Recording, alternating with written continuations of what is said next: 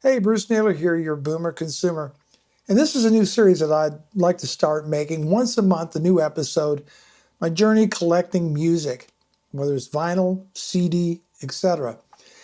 And I hope you enjoy watching this video as much as I did making it. This is something different for me. Normally I'm reviewing stuff, but I love music and I'm more into the music than I actually am to the gear. And I thought it would be fun to start building a vinyl collection, a vinyl record collection, that is, back, and see if I could locate the albums that I bought originally. And I really, racked my memory. What albums did I buy? And then I remembered the very first few albums I bought, which would have been back in 1974. I guess I was about 15 years old when I first got my first stereo and record player, and naturally you need albums. And you know what struck me is that and I think this is true for a lot of people, that you build an emotional connection, maybe even when maybe it's more special when you're younger than when you're older. I don't know. But I had an emotional connection to some of these records, and I want to share that with you in this video. Could I find them? Were they available to purchase? What condition would they be in? What kind of prices? Where would I find them? And so that's what I wanted to share with you in this video. As time goes on, I'll share more of the music that I'm buying and collecting. And of course, if you're not a subscriber to this channel, hit that subscribe button. It means a lot to me. And so let's get started talking about the music that I grew up with and the first few albums that I actually bought. All right, to get started, the first album I ever bought, there's a bit of a story behind this, is Not Fragile from Bachman Turner Overdrive. This is not an original pressing. I'm not sure what the age of this is. I bought it on eBay, but I do believe that it's a much older pressing, probably from the 70s. Bachman Turner Overdrive was a Canadian band. Randy Bachman and his brothers, Tim and Robbie, were part of the band. This was their third album, and it was released in 1974. And I have an emotional connection to this record. Short story, was visiting family out of state when I was 14, 15, I guess 15. And they took us to a fair. And some of our family members brought some of their friends, and there was a girl. And you know how those 15-year-old boys are. We're just raging with hormones. And I had this infatuation with her. And we rode a ride together, and in the background, You Ain't Seen Nothing Yet was playing on the there. And that made a connection. Every time I heard that song, I thought of that girl. So I had to track down that was the first record I bought. And Roll On Down the Highway, great tracks. Randy Bachman is just such a fantastic vocalist. The record itself is in really good condition. The album cover, I would say it's good. It's not in great condition. Fortunately, there's no ring wear on this. Really not a lot of scratches on here. And one thing that I'm doing with all the records that I buy is I'm getting these clear plastic cases or covers to protect the record jacket. And then I have a static resistant envelope that I put those in. And that way I don't have to dig this out of the plastic and then dig that out. I can just reach in, grab the record and slip it right out. And when I'm done, put it back in. So this was the first one. I think I paid 15 bucks for it. And it is a great album. Bachman Turner Overdrive is just one of the great bands of the 70s. And I just really, really enjoyed kicking back and listening to the album Not Fragile. If you get a chance, give it an opportunity to buy one. I definitely recommend Not Fragile from Bachman Turner Overdrive. One last thing, Randy Bachman was a member of Guess Who at the height of their hits and so forth, and You know, he left to start his own band. Again, Bachman Turner Overdrive. Okay, the next album that I bought was this, War Child from Jethro Tull.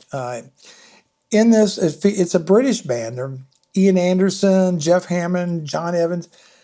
They're still making music. I think they just had a new release. This was recorded in 1974. So again, I was about 15 years old when I picked this up. And this is, the label is, I think it's pronounced Chrysalis. This is bought on eBay. You can see some ringware on the cover. The album is in good condition. Now I use a Spin Clean record cleaner to clean it all up. And there are some, you know, pops and clicks and some ticks and some surface noise. The Spin Clean did a pretty good job of cleaning it up. This is an older record. I don't believe this is a first pressing, but it's certainly a much older album. I think maybe from the maybe the late 90s, somewhere around there is when this one was issued. What are the iconic cover that if that doesn't grab your attention, and that's Ian on a weird exposure of Ian on there, and then in the background is the city of Melbourne, is what that is. And just the instrumentals, a lot of strings on here. It's a very eclectic kind of album. The music's sort of all over the place. The hit Jungle or Bungle in the Jungle is on there. It's a fun track. It's an album worth sitting and listening all the way through.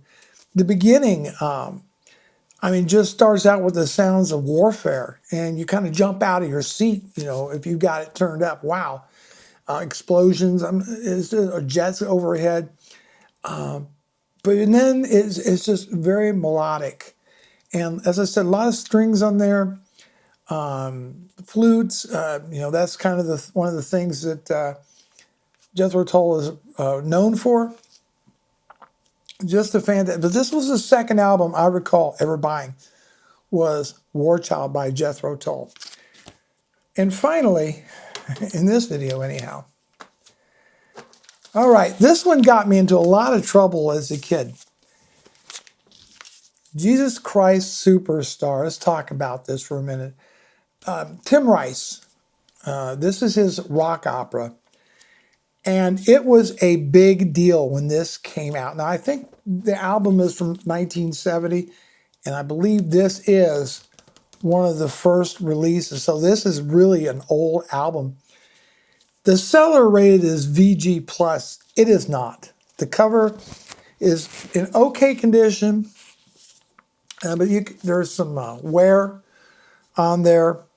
It does have the lyrics inside. I'm not going to dig it out. This is a 2-record set. He rated the record is very good. The side one, there's definitely it's a scratch, but it's not unlistenable. It's only for about the first 20 seconds of the record, and that's taken care of. Clean it up to the best I could with my Spin Clean machine. But wow, if you bought this as a teenager, there was a lot of people that believed you were just evil, that you were against God and you were against Jesus and all that kind of thing. When the reality was, this album actually probably turned a lot of kids on to Jesus and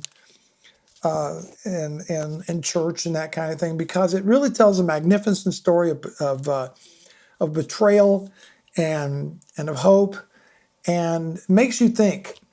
My parents were dead set against me owning this record. They were dead set against it. But nonetheless, I managed to beg, cry, whine, and that didn't work, so I finally bought it on the down low. And so I would only play it when they were gone. And I picked this up on eBay for $8.50, I think $4 in shipping. This is a long listen, okay? Again, there is 2 complete records on there, and the way it's done, the one record is side 1 and 4, and then the second one is side 2 and 3. So you're flipping records quite a bit on there. But it cleaned up pretty decent. It's listenable. other than, as I said, maybe the first 30 seconds, which is kind of the theme song to Jesus Christ Superstar. But the rest of the songs and the tracks are pretty decent and quite listenable. Occasional click or pop here and there. But given the age of this album, this is just a kind of a sentimental thing. But boy, oh boy, did a lot of adults really hate the local churches. Complained about Jesus Christ Superstar, that how bad it was for you, and it was against the church and so forth. And really, it was quite harmless, I think. So those were the first 3 albums that I ever bought. That had been around for a while when I bought it. I had to, like I said, I had to buy it on the down low, so to speak, and hide it from my parents. But what great music it was, and I literally wore it out every chance, or I just played the heck out of it whenever my folks weren't around. So those are the first 3 records that I actually recall buying, and as I progress, as I do more, I will share that with you. Still going to do buy CDs. I love music on CD as well. I love music in general and kind of share with you. So the question to you in the audience, in the comments down below, what were the first records you bought? And do you feel that music, you form an emotional connection with music? And if so, was that connection easier to make when you were younger, or do you still find yourself making emotional connections with music? And that's it. Bruce Naylor, your Boomer Consumer. Thanks so much for watching, and I'll see you in the next video.